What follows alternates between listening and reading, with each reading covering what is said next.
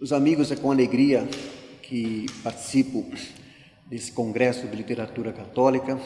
Parabenizo a iniciativa do Eduardo, do Joel, de todos aqueles que de algum modo contribuem para que o Congresso aconteça. E você, ouvinte, que ingressou aí para assistir às palestras, realmente é muito importante, especialmente por ser literatura católica.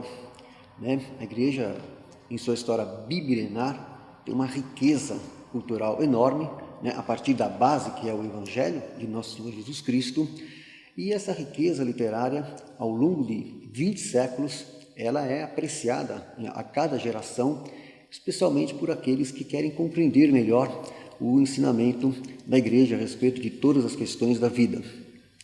De maneira que, quando eu vi os nomes dos autores que o Congresso iria estar tratando, eu acabei percebendo que faltava ali Santa Teresinha do Menino Jesus e da Santa Face, como mulher, como religiosa, como alguém realmente a quem eu tenho uma especial devoção. E aí fizemos então uma conversa, a sugestão de que não poderia faltar Santa Teresinha nesse congresso. E sobre Santa Teresinha, eu tenho assim uma particular devoção, porque eu fui batizado na igreja de Santa Teresinha e fiz questão de, quando me casei, em 97, de ir até a igreja em que fui batizado para receber o sacramento do matrimônio. Isso para mim foi muito importante, na mesma igreja. E depois, eu me recordo que quando as relíquias de Santa Teresinha passavam pelo Brasil, nós fizemos questão de visitá-las, foi em Minas Gerais, inclusive, que nos deslocamos até lá. E hoje moro em São Bento do Sapucaí, desde 2001, e acabei depois, pela graça de Deus, indo morar, residir, comprando uma propriedade no bairro de Santa Teresinha. Então, essas coincidências da providência sinalizam realmente essa proximidade que nós temos em nossa história de vida com essa grande santa, que realmente deixou assim um testemunho de vida e uma obra literária importante que certamente não poderia faltar de ser apresentada nesse Congresso de Literatura Católica.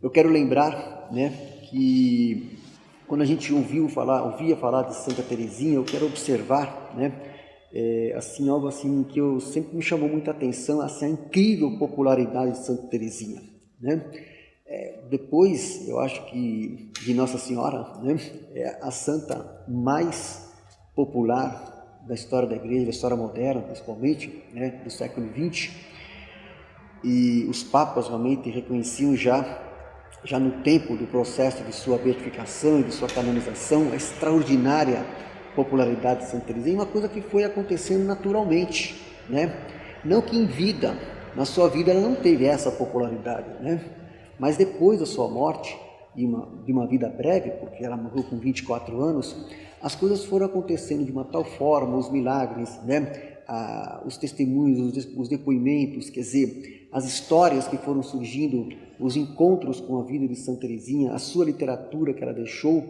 como testemunho de vida, de santidade, acabou assim ganhando o mundo inteiro, uma estrela que fulgurou, assim, de modo assim, tão especial na história da Igreja e que tem muito a nos dizer nos dias de hoje, aqui no século XXI, sobre como viver o Evangelho à luz da fé católica, a fé firmíssima que ela afirmou em sua vida, ela testemunhou, que ela vivenciou e que ela compreendeu de um modo tão especial realmente o ensinamento da igreja. Eu quero lembrar que em relação a essa questão da popularidade, eu acho que talvez mesmo só São Francisco de Assis, né, tem essa popularidade espontânea que veio a partir de sua vida. E Santa Teresinha, no Brasil, eu penso que deve ser a santa mais popular, mais conhecida. Aonde você vai, em qualquer cidade do país, qualquer cidade, você vai ter uma igreja dedicada a Santa Teresinha. Ela que foi canonizada em 1925, só para você ter uma ideia, no dia da sua canonização, né, houve toda uma preparação com archotes de fogo, todo um preparo para que toda a Basílica de São Pedro tivesse toda iluminada, preparada. Chamou até a atenção do New York Times na época, né? Assim, como foi a preparação da festa de canonização de Santa Teresinha em 1925. E 60 mil pessoas compareceram na festa, na celebração de canonização de Santa Teresinha. Na época era um número extraordinário de fiéis, de devotos, que realmente compareceram na Basílica de São Pedro. De maneira que é muito tocante, né, que essa popularidade, a forma como a sua história foi ganhando o coração das pessoas de todas as nações, né? Eu me recordo aqui que se ela tivesse vivido mais anos, talvez como missionária, ela iria até a Indochina.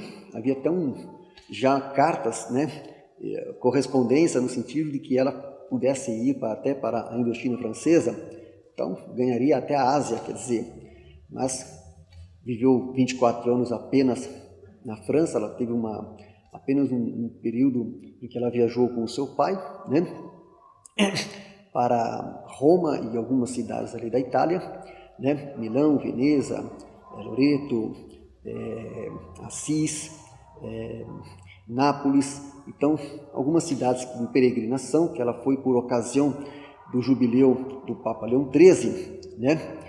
E somente foi feita essa viagem. Mas, de qualquer forma, Santa Teresinha, ela viveu praticamente em Alençon, onde nasceu, né, no dia 2 de janeiro de 1873, e viveu em Alençon no período em que a sua mãe, né, a santa, hoje santa Zélie Guérin, né, casada com também hoje santo, canonizado pelo Papa Francisco em 2015, Louis Martin. E o que é muito bonito se ver na história de Santa Teresinha é que nesse período em que ela viveu em Alençon, nasceu em Alençon, né, ela já desde o início teve assim a graça de ter uma família santa. Isso nós vamos falar um pouquinho sobre isso, porque isso foi muito importante, foi o ambiente criado, né, preparado por Deus para que ela tivesse realmente condições propícias para ter aquela determinação, como diria Santa Teresa de Ávila, em ser santa. Então, o ambiente materno, o ambiente paterno, o ambiente da família, a acolhida da sua família foi muito importante. A família que vivia realmente imbuída, né, do propósito de santidade, foi muito importante para que desde o início Santa Teresinha aspirasse, desejasse realmente ser santa. Essa foi a sua principal vocação, e a contribuição dos seus pais foi muito decisiva nesse sentido. Então ela tem uma primeira fase da vida dela em Alençon, com as suas irmãs, o casal hoje santo, São Louis Martin e Zélie Guérin, tiveram 9 filhos, tá? Só que 4 faleceram, novos, muito novinhos, e uma delas inclusive com 5 anos e meio. E o que é interessante é que já desde o casamento dos santos São Louis Martin e Santa Zélie Guérin, os dois eram muito piedosos, né? Ele relojoeiro, né? Ela bordadeira, teve muito sucesso nessa atividade de bordados, né? Em Alençon, e tudo feito com muito zelo, com muito cuidado. O ambiente da casa era assim havia muito cuidado para que houvesse o melhor ambiente. E na casa em Alençon, onde Santa Teresinha nasceu, ela e suas irmãs, que depois vão se tornar também religiosas do Carmelo. Ela, desde cedo, às 5h30 da manhã, com missas diárias, né, com jejuns, com orações, tá? Então havia todo aquele ambiente, né, realmente de viver realmente a fé católica, que os pais, né, eram muito zelosos nesse sentido. E é interessante que os dois, os pais de Santa Teresinha, eles queriam ser religiosos, mas acabou, né? Os dois tiveram uma história de que houve um impedimento, né? Tanto que, por exemplo, Louis Martin, né, não sabia latim quando ele foi se apresentar, né, a querer seguir a vida religiosa. E também a Zélia Guerrin também acabou não sendo aceita. E acabaram se conhecendo e se casando. E mesmo quando se casaram, aconteceu uma coisa muito interessante. Eles queriam manter uma vida assim de piedade e até de abstinência, né? E aí o confessor deles disseram: não, vocês casaram, vocês têm que estar abertos à vida. E aí eles compreenderam realmente essa sacralidade do matrimônio com abertura à vida e tiveram nesse ambiente de devoção e de profunda fé, tiveram 9 filhos. E se eles, com docilidade ao Espírito Santo, compreenderam que não era da vontade de Deus que eles fossem religiosos, mas que tivessem a família, que vivesse a sacralidade do matrimônio, então eles aceitaram e deram cada um o melhor de si para ter uma família exemplar, né, em todos os aspectos. E Santa Teresinha então cresce, né, nesse ambiente muito propício de oração, né, de pais zelosos, de irmãs, né, realmente que desde o início ela sempre partilhou quase tudo, né, também com cartas com as suas irmãs, né. Pauline, que depois vai acabar sendo praticamente a sua segunda mãe, Celine, que tinha mais ou menos a idade dela. Então havia assim esse ambiente realmente familiar muito importante para que a santidade de Santa Teresinha pudesse ter um início muito promissor. E nessa primeira fase, então, da vida de Santa Teresinha, né, ela se encerra com a morte de sua mãe, Santa Zélia Guerrin, né, com 45 anos, portanto muito nova, de câncer de mama. Então a morte da mãe, Santa Teresinha tinha o quê? 4 anos de idade praticamente, um pouco mais. Ela sentiu muito, foi realmente um primeiro baque, um primeiro impacto muito forte. Ela ficou muito retraída, muito fechada, muito sentida com isto, mas há uma coisa muito interessante que eu quero ressaltar, que a presença da mãe, né, a presença da mãe na vida de Santa Teresinha é para a vida toda. É isso que é algo, porque ela teve mãe, teve pai, o ambiente da família, aquilo foi algo assim incrível, né? Quer dizer, como aquilo deu a ela uma força muito grande e, claro, criou também desafios para ela também muito grandes, mas a presença da mãe foi importantíssima. A mãe de Santa Teresinha tinha um temperamento muito forte, muito ativa, muito dinâmica. Ela herdou um pouco isso, porque Santa Teresinha também era assim, bem, né? Às vezes até imperativa, assim, um pouco geniosa, assim, um pouco assim né? No sentido de que ela tinha muita força, ela era muito ativa, né? Muito determinada. E o que é interessante é que essa determinação dela foi canalizada para o mais importante da sua vida, que era a santidade. Ela tinha, né, a determinação de ser santa. E sabendo que ser santa implicava, né, em sacrifícios, né, em renúncias e tudo aquilo que a gente sabe que é exigido para aquele que realmente aceita, né, o caminho da santidade.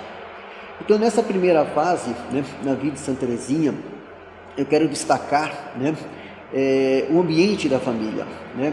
Como isso é muito importante, isso é fundamental para que ela realmente tivesse a compreensão de que o chamado que Deus fazia à sua vida era o chamado à santidade. Teve no espelho, no exemplo dos seus pais, a força, a âncora, né, para o que ela viria a viver depois em sua vida. Quando sua mãe falece, né, o seu pai sai de Alençon, né, vende a sua propriedade e vai para Lisieux. Então é um segundo momento na vida de Santa Teresinha, tá, em que ela vai passar em Lisieux, numa propriedade muito bonita, né? Até hoje tem lá a propriedade que vocês podem visitar, um local maravilhoso, né? Le Buissonnet, lugar lindo, né? O jardim, a casa, né? A natureza, as flores, quer dizer, é realmente um ambiente muito bonito que vale a pena até hoje, né? Fazer a visita da casa onde ela vai viver depois que a mãe morreu. Mais ou menos por volta de uns 4 anos e alguns meses, até os 14 anos, antes de ela entrar para o Carmelo, né?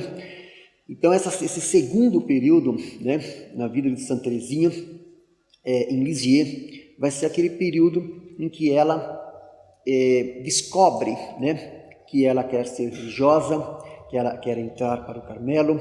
Isso porque primeiro a sua irmã Pauline, né, que foi quem substituiu assim a sua mãe, assim, que teve assumiu os cuidados maternais para com Santa Teresinha, com quem ela realmente teve essa proximidade muito grande por conta disso. Vai ser a primeira que vai para o Carmelo em 1882. Então vai ser uma segunda perda para Santa Teresinha, quer dizer, primeiro da mãe, depois de Pauline, quando ela vai para o Carmelo em 1882. E depois, né, mais para frente, sua outra irmã, Marie, também vai para o Carmelo em 1886, e aí Santa Teresinha, ela tem esse desejo de também ir para o Carmelo. Só que aí, o que acontece? Ela é muito nova, né? Ela é muito nova e começam a ter ela vai enfrentar uma série de obstáculos, no sentido de que série de fatores, entre elas a da idade. E ela quer ir para o Carmelo, ela quer seguir a vida religiosa, isso ela já está decidida a isso. Portanto, ela, no entanto, ela tem essa barreira, né, da idade. E o que é interessante, muito assim, interessante observar, que as dificuldades, os problemas, os desafios, né, as contrariedades, os aborrecimentos, os impedimentos, tudo isso nada abala a sua determinação de seguir a vida religiosa. Nada abala, pelo contrário. Ela persevera nesse desejo muito forte de ir para a vida religiosa, e numa viagem, né, que ela vai fazer com sua família, né, com seu pai para Roma, né, para o jubileu do Papa Leão XIII, ela tem o ímpeto de se dirigir até o Papa Leão XIII, tá, e pedir para ele, né, para o Papa, tá, a autorização para ela ingressar no Carmelo. Acho que isso é um gesto assim muito bonito, muito tocante, né? E é interessante, eu me recordo aqui de que quando ela esteve com o Papa Leão XIII, ela se ajoelhou aos pés do Papa e não queria sair.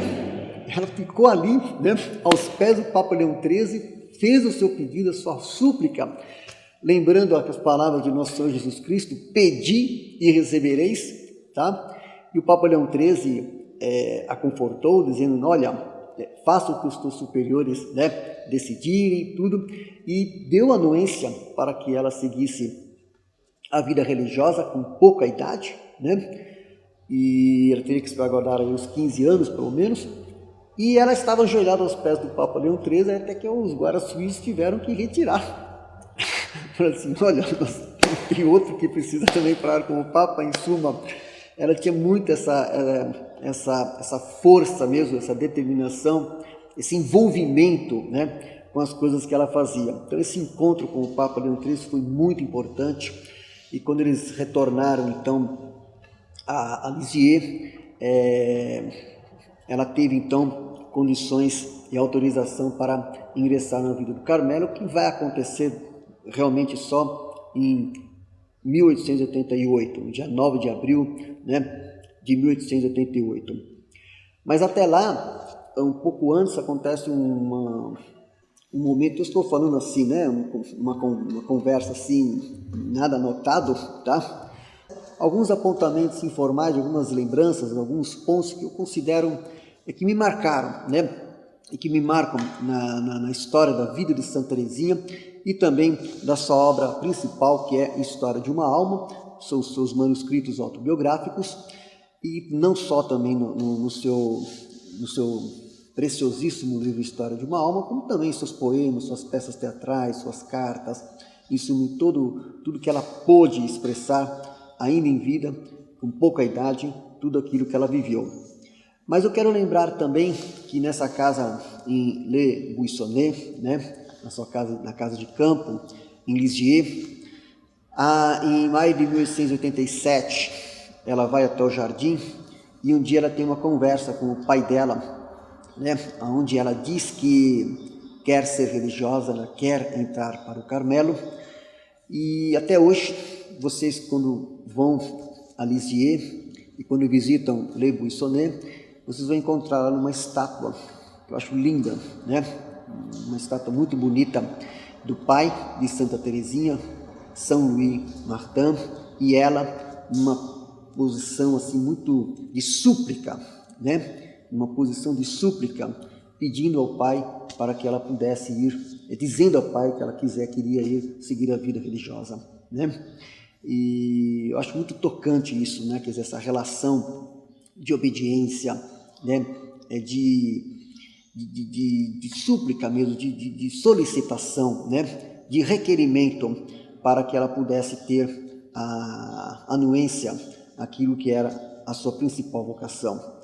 Então essa estátua que tem no jardim retrata muito esse amor que Santa Teresinha teve para com os pais, para com o seu pai, e como, né, ele foi muito importante para a sua formação, mesmo depois que ele adoeceu e nos últimos meses de vida, então ele teve vários problemas de saúde. A própria Santa Teresinha, desde pequenininha, também tinha já alguns problemas de saúde, né? Tanto que ela teve que ficar um período na casa de uma pessoa para que ela fosse tratada e cuidada de modo especial, depois retornou à casa de Alençon, mas mesmo com a sua fragilidade, né, física, que depois vai se agravar no final da sua vida com a tuberculose, né, a gente percebe, né, o quanto essa relação que ela tinha com os pais e com o seu pai era muito importante para que desse força para aquilo que ela sempre desejava e como vocação principal em sua vida. Então, esse segundo período da vida de Santa Teresinha em Lisieux é marcado então por esse desejo muito forte a ir para o Carmelo, a sua vida com as irmãs em Lisieux. E também tem uma outra questão que eu quero ressaltar aqui, interessante, é que nesse período em Lisieux ela foi estudar, né? Foi estudar com os beneditinos numa escola, e a experiência na escola foi muito ruim, tá? Tem uma outra coisa que eu estou assim, agora me recordando aqui, falando de cabeça, como eu estou dizendo assim, e me chamou muita atenção.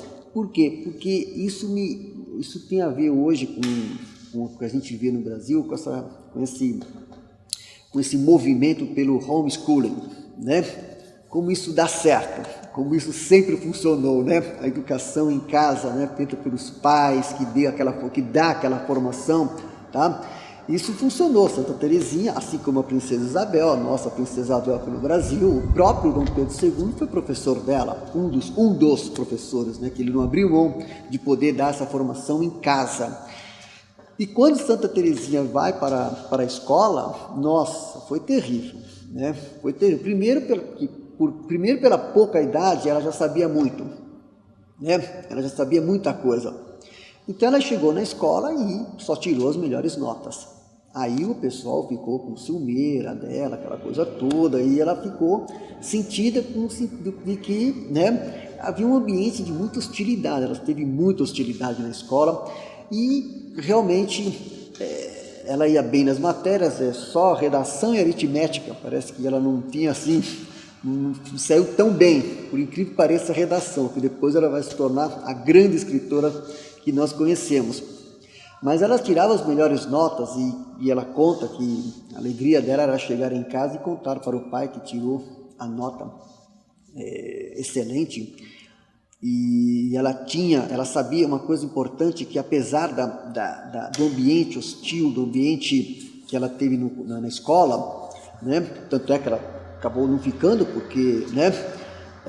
Não funcionou, para ela foi muito difícil, mas ela tinha o afeto da casa, dos pais, do pai dela principalmente. Então isso foi muito interessante. Isso me faz assim entender que a experiência do homeschooling é importante e precisa aqui no Brasil ser melhor trabalhada, melhor desenvolvida, porque do jeito que a gente sabe que está a nossa educação, principalmente nas hoje chamadas escolas, entre aspas, católicas, e pior ainda nas universidades, entre aspas, católicas, a gente sabe que é um sofrimento muito grande para aqueles que querem realmente conhecer a fé católica, muitas vezes estar nesses ambientes, né, que só tem um nome de católico, mas realmente não tem realmente o conhecimento, o ensinamento e a vivência do que é ser católico. Então essa questão da escola também me chamou muita atenção nesse período em Lisieux.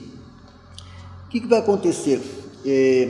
Eu quero depois chamar a atenção aqui de que quando ela finalmente entra para o Carmelo em 1688, depois com a sua profissão de fé em 1690, então tem a terceira fase da sua vida, né, que é a sua vida no Carmelo, né, a sua vida com as irmãs, né, depois como guia das noviças, e em suma, é nesse período e depois, já nos últimos meses da sua vida, quando ela pega a tuberculose, então o seu padecimento, o seu calvário, a sua cruz, né, sofreu com um sofrimento físico muito grande, tá, para uma jovem moça bonita, né, e talentosa e inteligente que era Santa Teresinha, e uma alma viva, né, vivificante, quer dizer, de um grande entusiasmo pela vida, mas que aceitou a viver a cruz, porque tinha a ver realmente com tudo aquilo que Deus havia preparado, o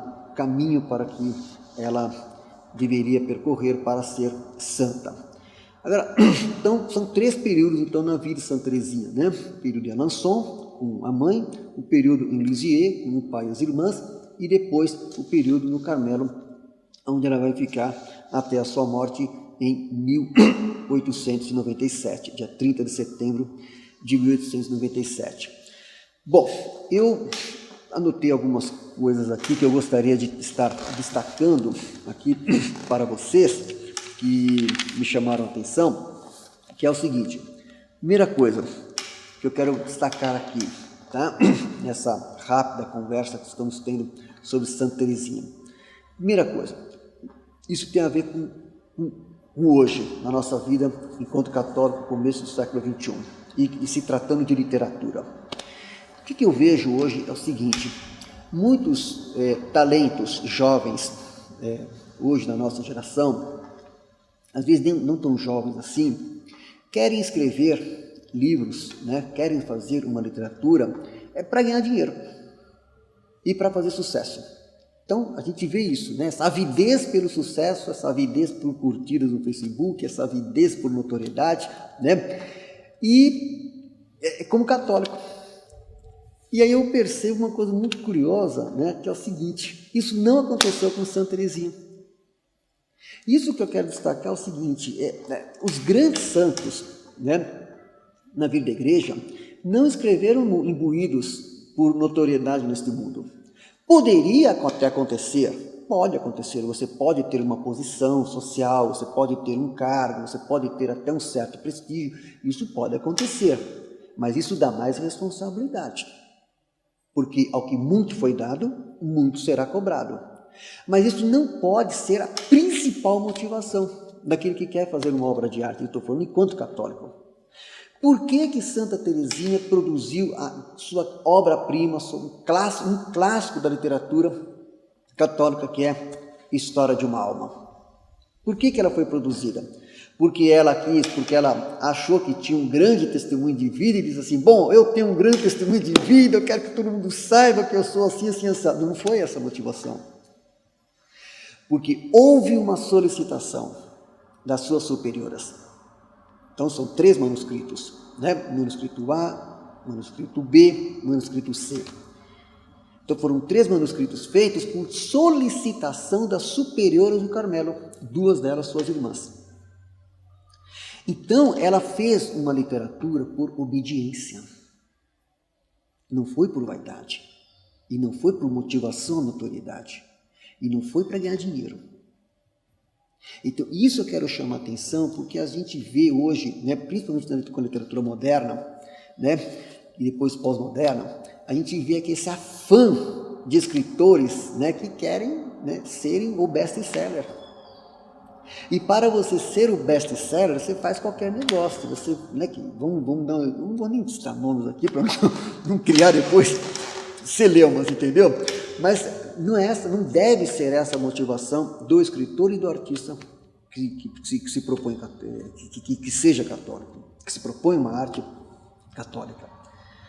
Então eu quero destacar assim que a literatura feita por obediência, ela primeiro faz um manuscrito A, retratando a sua infância, por solicitação de sua irmã, né, que na época era superiora, e depois ela vai produzir mais 2 manuscritos, onde um deles ela vai falar mais especificamente da sua doutrina, do seu pequeno caminho, Le Petit Voile, que ela descobriu a partir de sua experiência, um método muito particular, que eu vou falar rápido também daqui a pouco sobre isso, né? Como o método de Santa Teresinha teve depois um enorme sucesso para que a gente entenda, né, o que a fé católica exige de nós, porque ela tem essa distinção, né, muito específica, e depois a sua experiência no Carmelo com as religiosas, né, quer dizer, que também por solicitação da superiora, que pediu para que ela escrevesse já no período em que ela estava doente e sabendo que iria morrer. Então, isso me chama a atenção, né, na literatura de Santa Teresinha. Quer dizer, ela escreveu para a posteridade. Ela não escreveu para o seu tempo presente, para ser notável no seu tempo presente. Isso é muito importante. Eu vejo muita gente produzindo muita coisa boa hoje, mas não tem esse afã. Vive a sua vida, o seu dia a dia, os desafios do dia a dia e produz, né? Se acontecer de ter notoriedade, é um fato que depois, repito, cada um tem que administrar essa realidade, porque é o que muito foi dado, muito será cobrado. Mas isso não poderia ser a principal motivação, e isso não foi a motivação de Santa Teresinha. Agora, em relação ao conteúdo, né, da sua riquíssima experiência de fé, retratada principalmente na sua autobiografia, nesses manuscritos autobiográficos, nós temos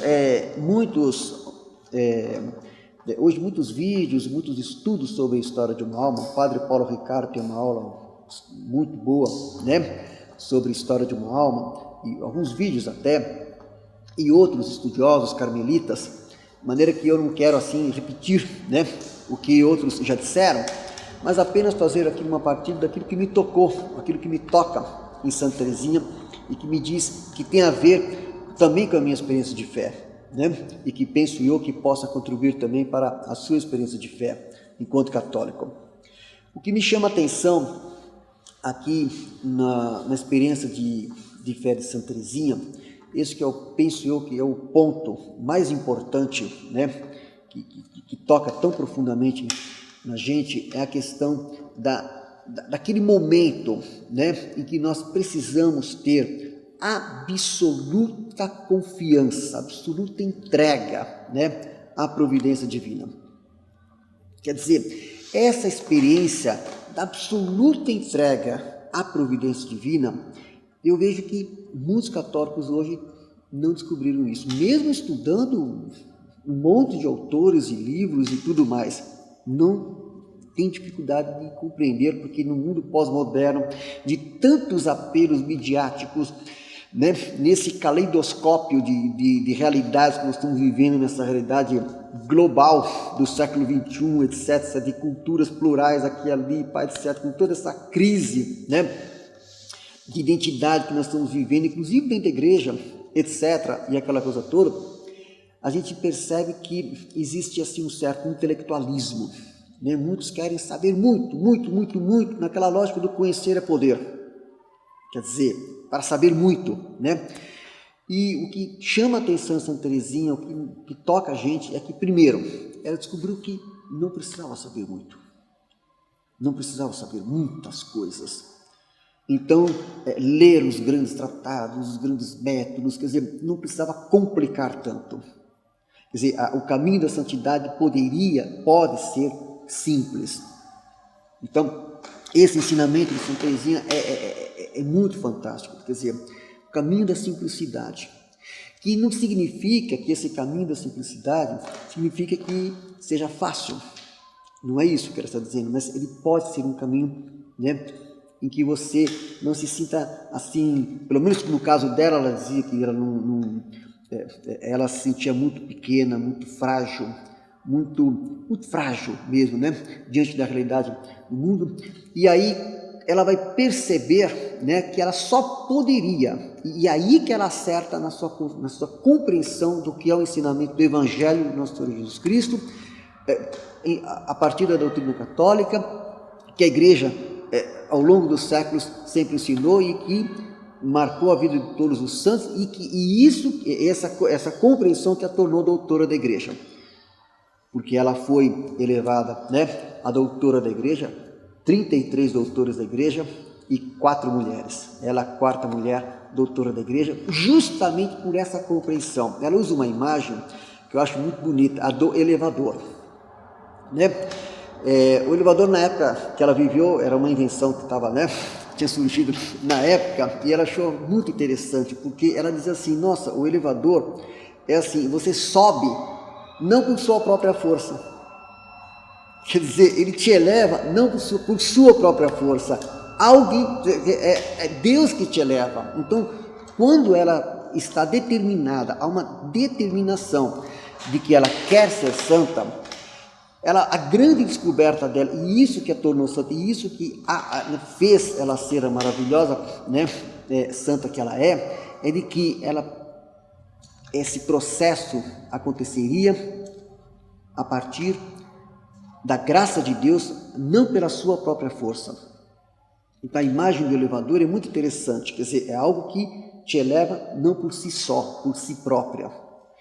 Então ela vai descobrir que aquilo que o Padre Paulo Ricardo também destaca muito bem em sua exposição, a virtude do escondimento. Então isso que vai fazer o seu método da pequena via, do pequeno caminho. Quer dizer, não é necessário que você faça coisas extraordinárias, porque ela admirava muito Santa Joana d'Arc, que teve uma vida extraordinária, uma heroicidade extraordinária, ao ponto de morrer na fogueira também com 19 anos de idade. Então, o que acontece assim? Esse pequeno caminho, essa pequena via que Santa Teresinha descobre, tem muito a nos dizer hoje, no nosso dia a dia, do século XXI, que é o seguinte: para ser santo, né, você primeiro, você pode, a partir do cumprimento dos seus deveres do dia a dia, naquilo que é ordinário, naquilo que é o seu dever do dia a dia, tá? Você ali, nas coisas pequenas e simples do seu cotidiano, você pode exercitar, né, as virtudes, né, da paciência, né, todas aquelas virtudes que São Paulo elenca em sua famosa, né, exposição sobre o amor, tá? Se você no dia a dia vivenciar isso, você já está realmente se santificando. Então, por exemplo, a questão da contrariedade, né? A capacidade que nós, aquilo que nós precisamos fazer para, diante das contrariedades, diante dos padecimentos, diante das tristezas da vida, diante daquilo que não compreendemos, diante das humilhações, diante da inveja, diante dos ciúmes, diante da maldade mesmo das pessoas, sabe? A gente ter a capacidade, né? Assim, a disposição, não vou nem dizer a capacidade, mas a disposição do coração de, primeiro, confiar, né? Confiar em Deus que opera. Então, quer dizer, eu não vou fazer justiça com as próprias mãos, eu vou confiar na justiça divina, na providência divina, na misericórdia de Deus e rezar pela salvação das pessoas. Uma coisa que eu acho muito interessante em Santa Teresinha, quando perguntaram para ela por que ela queria entrar para o Carmelo, ela deu uma resposta que eu acho muito importante, que isso é um resumo, né, de todo o seu itinerário. Ela disse que queria salvar almas e rezar pelos padres. É algo assim muito interessante, porque hoje, mesmo diante da crise que a igreja vive, a gente percebe que muitos católicos, nós inclusive leigos, rezamos muito pouco pelos padres, por aqueles que aceitaram, né, essa missão do sacerdócio, que a gente sabe que é uma missão de muitas renúncias que deve ser, né? E no entanto rezamos poucos pelos sacerdotes e também rezamos muito pouco pelos papas e pelo Papa. O Papa Francisco, eu me recordo que logo que apareceu no balcão da Basílica de São Pedro, no dia 13 de março de 2013, ele pediu para que rezasse por ele. E a gente viu aí um monte de opiniões aqui e ali, mas pouca oração. Então, Santa Teresinha, ela tinha muito disso, né? Quer dizer, de rezar pelos padres. Isso fazia parte da missão dela, né? Rezar pelo sacerdócio. Então, é assim, é a pequena via, quer dizer, você no dia a dia, você aceitar, né? Confiante na graça de Deus, os padecimentos do dia. Aquilo que o próprio nosso Senhor Jesus Cristo fala: não andeis ansiosos pelo dia do amanhã, a cada dia basta o seu mal. Então, quer dizer, a partir disso, Santa Teresinha foi vivenciando com as irmãs do Carmelo essa experiência, né? Tipo assim, aquela irmã que era assim, sabe, hostil, de temperamento difícil, né? Aquela irmã, aquela religiosa, aquela companheira de convivência, que não gostava dela, que não a apreciava, que não a reconhecia, suas virtudes e qualidades, etc. Pois justamente aquela irmã, aquela companheira, aquela colega, aquela irmã, é quem Santa Teresinha procurou, né, pôr em prática a experiência do amor. E aí o Padre Paulo Ricardo fala em sua exposição que é muito importante, é que a gente, quando ama, a gente não ama por causa da pessoa, a gente ama por causa de Deus. Quer dizer, o verdadeiro amor é por causa de Deus, tá? Quer dizer, a gente ama a igreja, a gente vive a vida de igreja, a gente, né, a gente vive a nossa vida enquanto comunidade de fé por causa de Deus. Quer dizer, então o amor, quando é vivido por causa de Deus, dá força para a gente superar as dificuldades e compreender a dimensão do sofrimento, inclusive, e ter essa entrega e esse absoluto abandono na graça de Deus. Isso é muito importante, isso é um ensinamento assim fantástico da experiência de Santa Teresinha, que eu procuro também, dentro da minha fragilidade, dentro das minhas limitações, né, o exemplo de como ela se santificou pela pequena via, né, aceitando realmente aceitar os padecimentos do dia a dia como mortificação, apesar que ela também fazia outras mortificações, mas aceitar isso e deixar tudo nas mãos de Deus, porque Deus opera, Ele tem um plano, Ele quer a nossa salvação. Então, quando a gente é dócil ao Espírito Santo, quando a gente não engessa o Espírito Santo, querendo fazer só a nossa vontade, porque eu quero, então você precisa deixar de lado o porque eu quero, e deixar que aquilo que a gente reza no Pai Nosso, que seja feita a sua vontade, aconteça na nossa vida. Foi isso que aconteceu com Santa Teresinha, na convivência com as irmãs do Carmelo, né? E principalmente é isso que deu força, uma força sobrenatural, uma grande força para enfrentar o seu calvário da doença, para enfrentar os padecimentos físicos, os sofrimentos por conta da tuberculose, né? Foi isso que deu força para ela, né, chegar a dizer até o último instante, a sua última frase de vida: meu Deus, eu te amo. Quer dizer, então é essa a experiência da Pequena Via, né? E não buscar o extraordinário, as grandes coisas, quer dizer, fazer o best-seller, porque ela não teve essa pretensão de escrever um best-seller, e foi e é um grande best-seller da literatura católica. A publicação depois da morte dela de História de Moelma, né, ganhou traduções no mundo inteiro. Aqui no Brasil é um best-seller, né, de que vai passar por todas as gerações.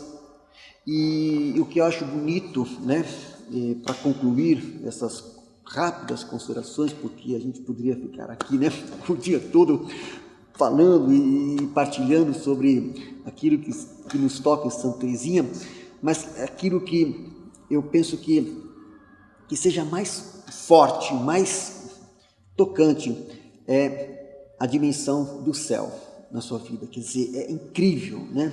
É incrível como tudo em Santa Teresinha, toda a sua vida, o olhar para o céu. E a gente perdeu um pouco essa dimensão hoje. Os católicos, nós perdemos um pouco a dimensão do olhar para o céu. A nossa destinação final é o céu. Então lá no céu é que o amor será incessante. Lá a vida será plena. Nós cremos nisso, nós enquanto católicos cremos nisso. E a nossa felicidade plena é estar junto a Deus no céu. Queremos a salvação. Então é isso que nos motiva, a santidade nos leva a isso. A santidade nos prepara a isso. Então, quer dizer, a dimensão do céu realmente está muito presente na obra de Santa Teresinha, na sua vida. Quando ela fala para a mãe dela, assim, criança, né? Olha, eu quero que a senhora morra logo, porque assim a senhora vai estar logo no céu. Quer dizer, aquilo foi meio que puro, que isso? Como é que se fala um negócio desse? Ela era criança, mas ela queria ver a mãe dela no céu, e a mãe dela foi nova. Ela tinha 4 anos de idade quando a mãe faleceu. Mas quando ela disse aquilo, chocou. Mas como que você pode desejar? Porque a vida verdadeira ela desejava para a mãe, para os amigos, que é a vida no céu. E praticamente todo o livro História de uma Alma, e todos os seus escritos, suas poesias, e também as peças teatrais que ela escreveu 2 peças teatrais sobre Santa Joana d'Arc, da qual ela própria interpretou, né? E tudo isso que ela fez, ela tinha essa visão, esse olhar para o céu. Então eu gostaria de encerrar aqui essa nossa partilha, né, sobre Santa Teresinha, lendo aqui um poema, né, curto de Santa Teresinha, que é O Meu Céu na Terra, né?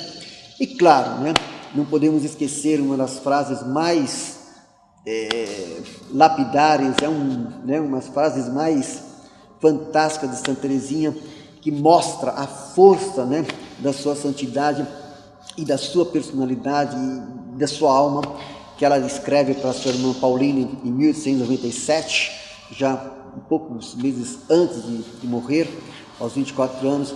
Ela diz assim que ela queria muito, né, passar o seu céu, né, fazendo o bem na terra. E era interessante isso, né, quer dizer, ela vai dizer justamente, né, uma coisa que também me chama a atenção. Ela diz assim: passarei o meu céu fazendo o bem sobre a terra. Ela diz o meu céu, quer dizer, porque Deus nos deu a vida e uma identidade nossa. Nós temos uma identidade, né? E faremos parte do céu com a nossa identidade. A vida é uma só, depois dela o juízo, diz São Pedro em uma de suas cartas. Então Deus nos fez únicos, especiais, com uma identidade própria. Então ela fala assim: o meu céu, quer dizer, mas o céu dela é o céu em Deus, com Deus, né? No banquete celestial, com todos aqueles que estão com Deus. Então tem um poema dela, porque quando a gente fala de Santa Teresinha, eu quero lembrar que ela tem cartas, o clássico História de uma Alma, pessoal, seus manuscritos autobiográficos, peças teatrais e poemas, né? Então isso faz com que ela seja realmente, na minha opinião, uma grande escritora católica, uma grande santa e doutora da igreja, e sem títulos acadêmicos na época, né? Quando ela vivia, ela não teve nenhum título acadêmico, mas ela compreendeu bem o que Deus quer de nós. Então ela diz assim nesse poema: o meu céu na terra. Jesus, a tua inefável imagem, é o astro que conduz os meus passos. Ah, tu bem sabes, o teu doce rosto é para mim o céu cá na terra. O meu amor descobre os encantos da tua face, embelezada pelo pranto. Eu sorrio através das lágrimas quando contemplo as tuas dores. A tua face é a minha única pátria. Ela é o meu reino de amor. O teu rosto, ó meu doce Salvador, é o divino ramo de mirra. A tua face é a minha única riqueza. Eu não peço mais nada. Escondendo-me nela sem cessar, parecer-me-ei contigo, Jesus. Deixa em mim a divina marca dos teus traços cheios de doçura, e em breve tornar-me-ei santa e atrairei para ti os corações.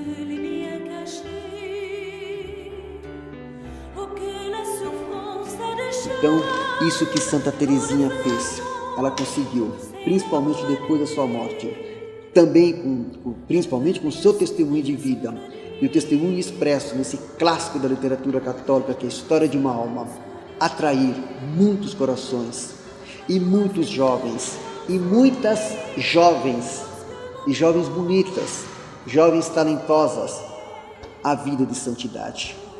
Por isso ela é atualíssima, por isso ela é queridíssima e por isso somos devotos de Santa Teresinha, a querida Santa Teresa de Lisieux, e por isso rezamos e pedimos a intercessão por ela, para que nós saibamos compreender melhor essa pequena via, o petit voie, do dia a dia, que nós nos entregamos e nos abandonemos à graça de Deus, para que por meio dele e por causa dele nós possamos ter a experiência do verdadeiro amor e possamos também, com o testemunho ancorado na vida dos grandes santos.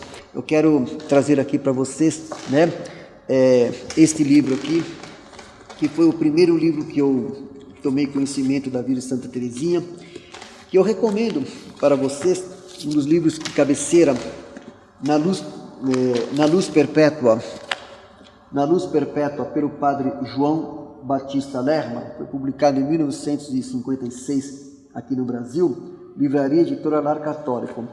E aqui são 2 volumes. E aqui, 3 de outubro, Santa Teresinha do Menino Jesus. Ainda na época era 3 de outubro, depois o Papa passou para 1º de outubro. Então, nesse livro aqui, realmente o livro de cabeceira, onde tem a vida de todos os santos, tá? Então tem bastante páginas aqui sobre a vida de Santa Teresinha. Mas é assim, a vida de todos os santos na luz perpétua é aquela vida que a gente também não pode idealizar, né?